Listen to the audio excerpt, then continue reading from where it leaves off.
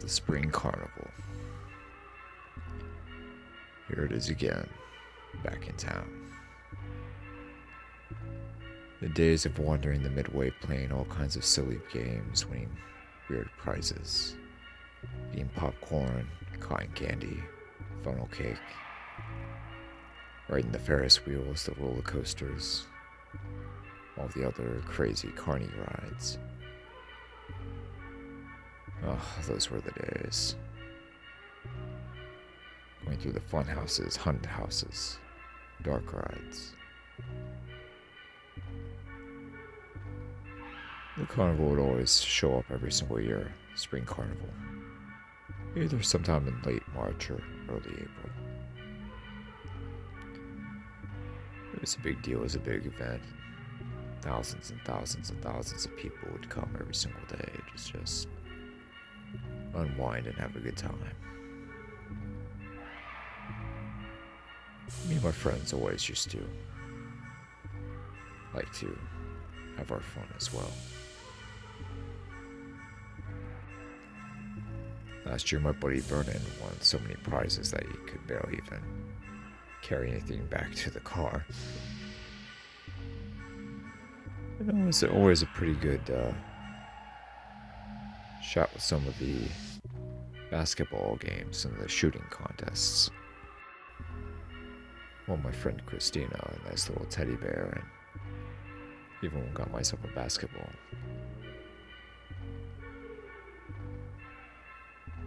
But there was always something that seemed to linger. Amongst all the fun and all of the joy and laughter and entertainment, there seemed to be something slightly off about the place, especially when it began to get late at night. There was a sort of eeriness to the whole thing. Couldn't really put my finger on it, but there was something else.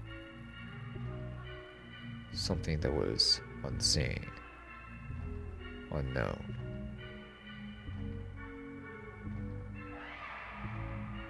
Something you couldn't put your finger on. I asked my friends about it, and I asked them if they ever noticed anything about it, but they played dumb and just went about their way. Acted like I was crazy and that I didn't know what I was talking about. But there was something there. Something lurked, something. There was a presence. I just didn't know.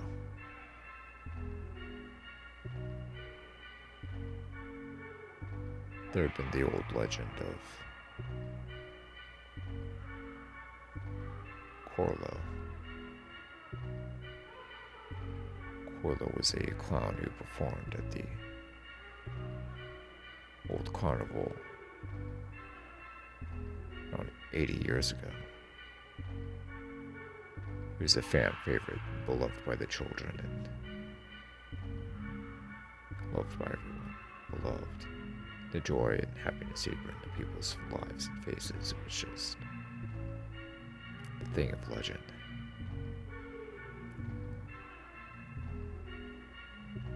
But then one day there was a huge fire in the fun house. Nobody knows what happened, if there was foul play or how the fire began, but everyone got out except for Korlo.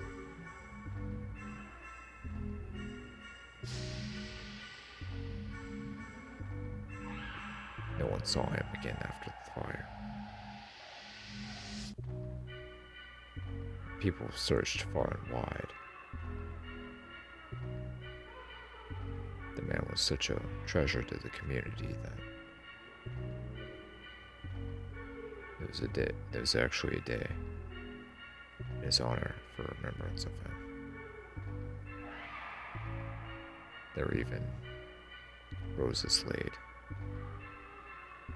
down on the ashes of the old funhouse, periodically from time to time.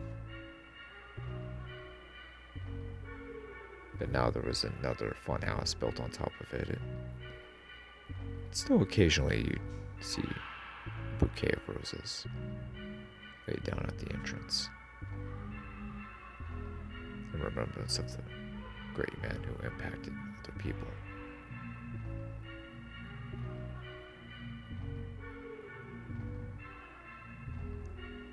His real name was never disclosed, but Korlo was something else.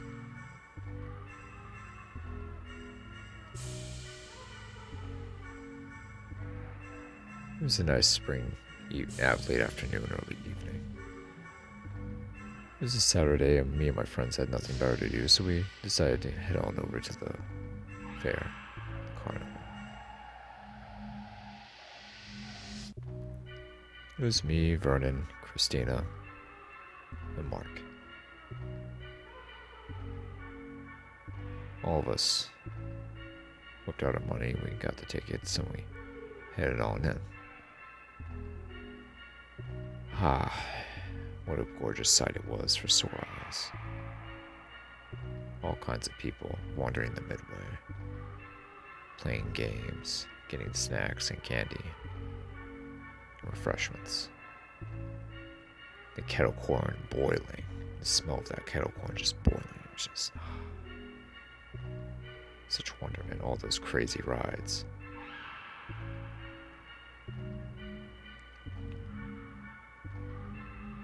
First, we decided to hit up the Phoenix. It's the ship that goes up completely vertical upside down and swings back down.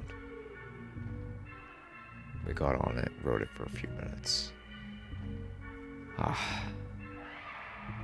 Christina nearly barfed, but I put my hand over her mouth so she was able to hold it in. Talk about starting the night off, right?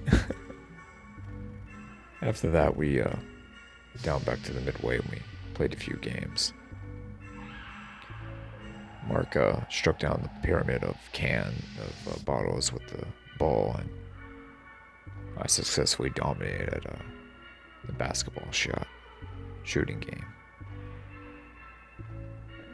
Got Christina a nice little eagle. She has things for birds, especially raptors, and I figured I'd supply her with a little something.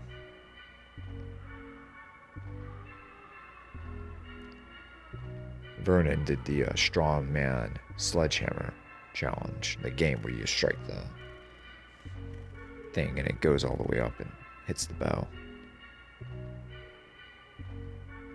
First two tries, he almost got it, but on the third try, he just nailed it.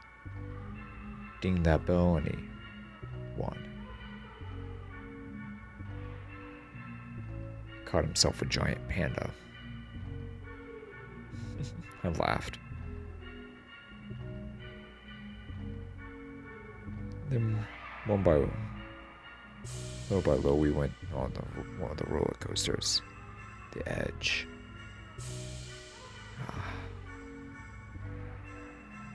The edge of that thing. Up, down, and around and around. It's amazing.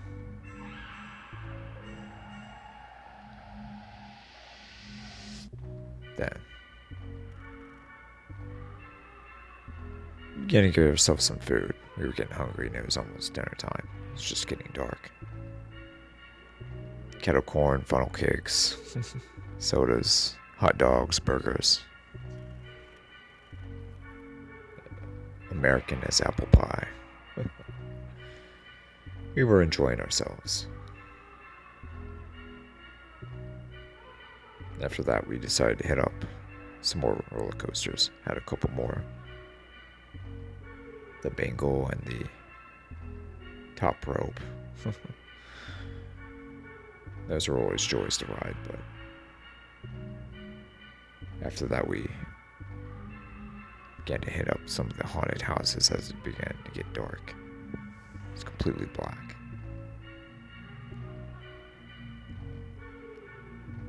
First one was a castle that had all sorts of gothic horror and suspense and atmospheric elements to it. Vampires, werewolves, dungeons, beasts, all kinds of interesting stuff.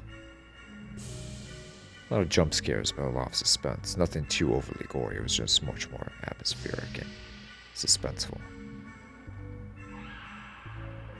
Next one was a little more extreme. It was a abandoned mental hospital with a bunch of crazed mental patients, and some of them had turned into zombies, and, well, you can deduce all you need to from that. A lot of suspense, but a little bit of gore.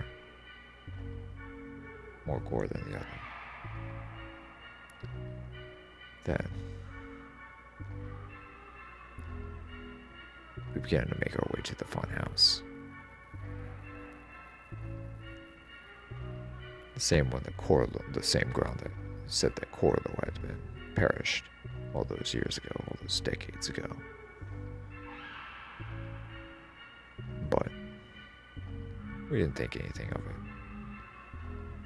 It was nighttime and I began to get that strange feeling in my gut again, but I figured there was no sense in mentioning it as no one believed me and they wouldn't listen anyway, so I figured, what the hell, let's head in. We head in and there's a hall of mirrors.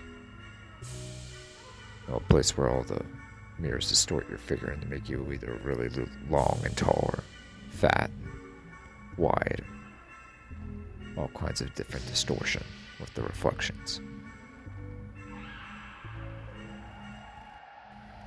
We laughed and wandered around.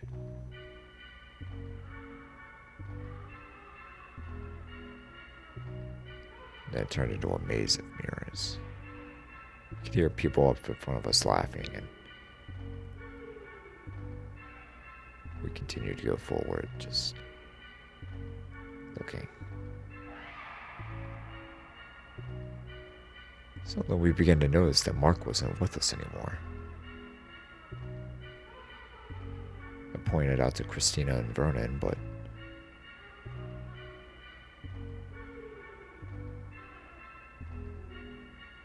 he wasn't with us.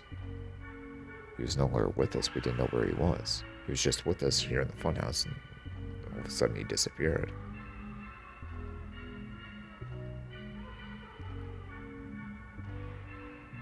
Then we began to call out for him. "Mark, quit joking around," called out Christina. "Mark, where are you?" shouted Vernon. "Mark, where'd you go? Joke's over, where are you? Stop playing games," I shouted. We looked for him for several minutes, but we got no answer. We called out. Nothing happened.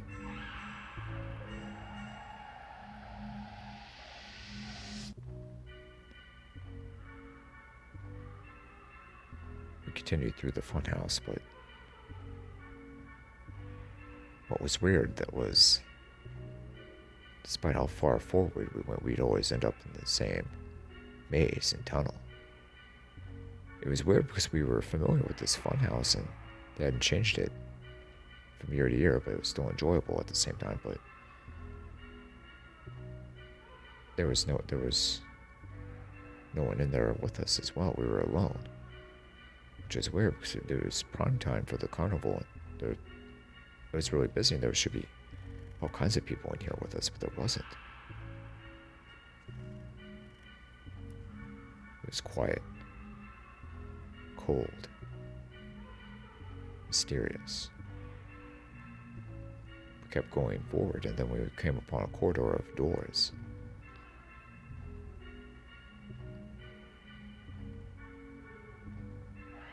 One was number 1, one was number 2, the other was number 3.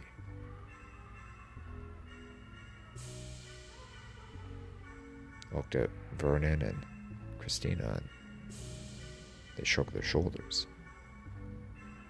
I'd never noticed this here before. None of us had.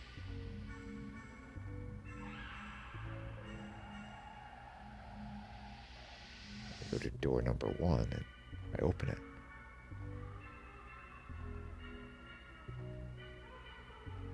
Nothing. It was just an empty room. I go to door number 2. Again. Another empty room. I open door number 3. There was this long corridor that seemed to go on forever. A giant head burst through the opening. A giant clown head. Reddish yellow eyes and disgusting yellow shark-like teeth, and it bolts towards me. I fall to the ground, so does Christina and Vernon.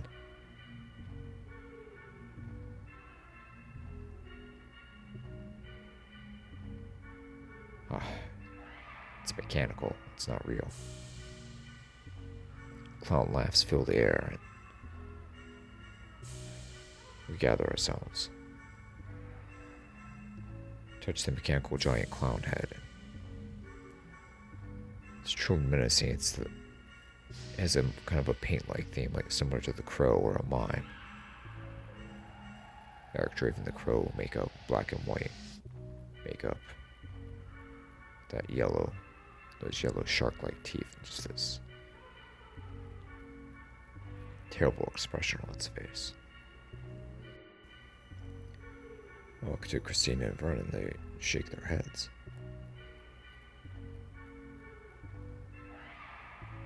We never noticed this here before. Suddenly I see one of the mirrors, and to my horror, there's this clown dressed in an old-timey outfit and the same exact paint makeup as the giant mechanical clown head that was in front of us.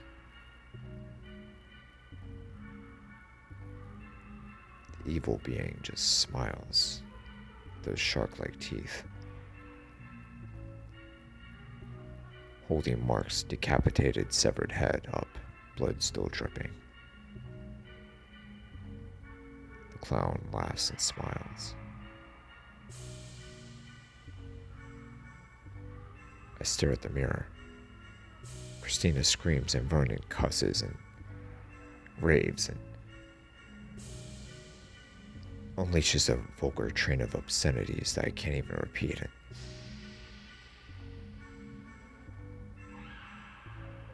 The clown throws the head at the mirror. The mirror shatters. We look behind us and there's no one there.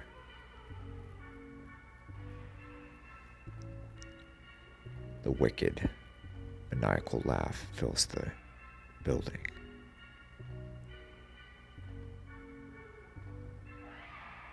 Quickly, we search for a way out. Search for exit. We go back. We retrace our steps and we start to run back. There's no exit. The glass, the funhouse just keeps going. Minutes and minutes of searching. We just keeps going. The clown laughs. Once again. Eerily.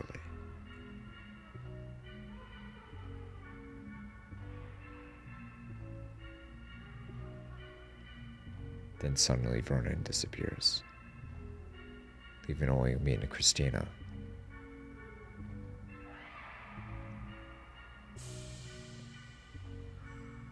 We look into one of the mirrors and we see the clown behind us, carrying Vernon's dead body over his shoulder. He laughs and smiles and waves, twiddling his fingers. I scream. Christina shrieks, covering her mouth. I turn around and there's nothing there. We keep going and going, but there's no end to the funhouse.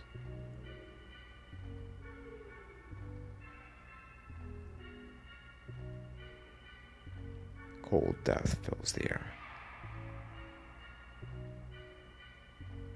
Korlo, I shouted out. Why are you doing this?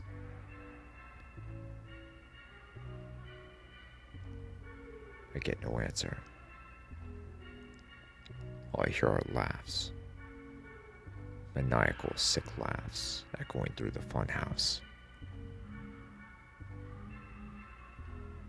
Christina gets closer to me, clearly shaken by the situation that we're in.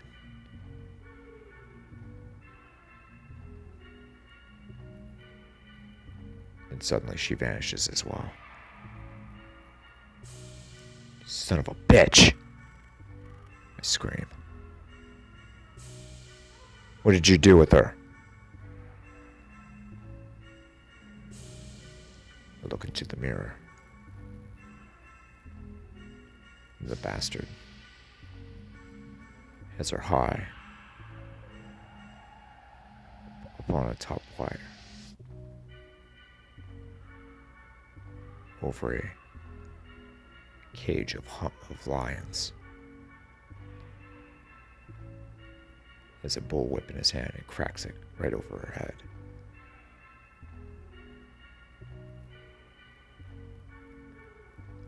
She goes over the high wire at the top rope. She attempts to make it, and then she trips just over the lion's cage.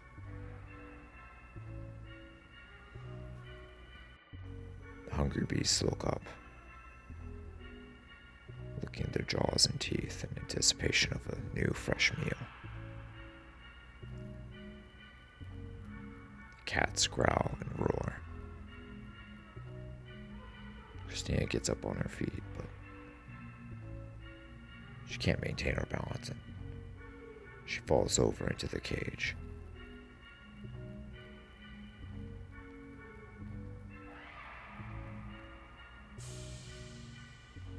The cats overtake her, tearing her limb for limb, having their way, getting their meal,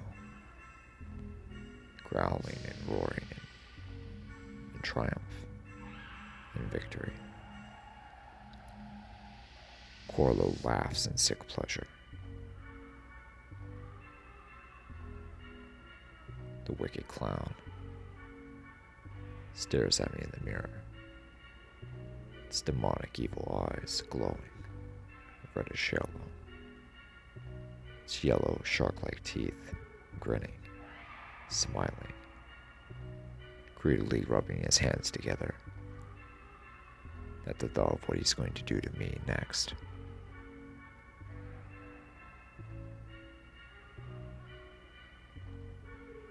I begin to smell something. The smell of something burning fills the air.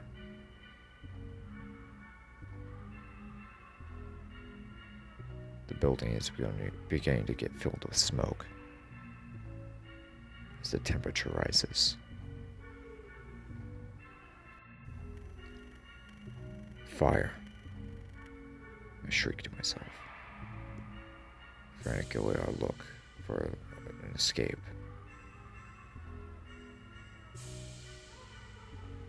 Then I start to notice flames encompassing the room, the building, the walls and the ceiling.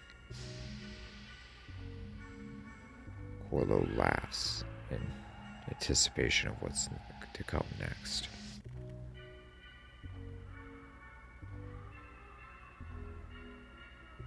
I look in the mirror and the evil clown approaches me as the flames get closer.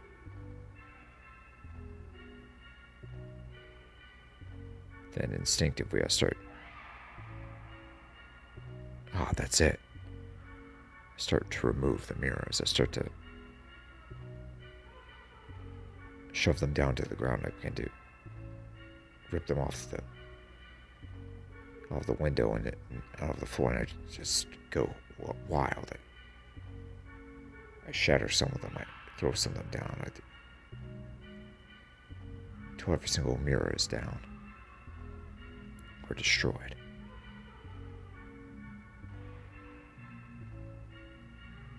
Then,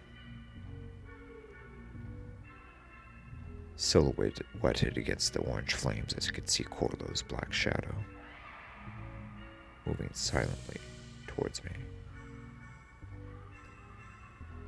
The black shadow then morphs as its color is shown. The black and white face being the yellow shark-like teeth, the laughing, the scowling, a long reptilian-like tongue emerges from the mouth,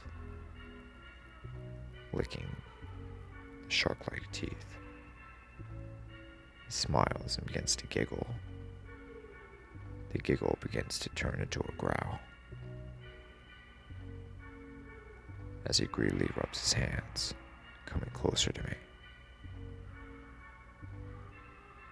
I run as fast as I can, going towards the exit. Find the exit does pop up. I turn the knob and the door is jammed. The door is jammed. The flames get closer, as does Korlo.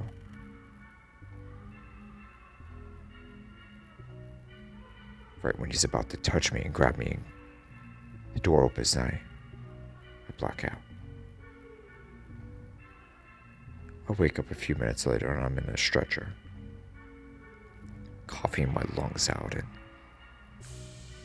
asking what the hell happened. Son, you just barely made it out of there. You almost got burned alive, said one of the paramedics. The fire department had been called and apparently the funhouse had once again caught on fire.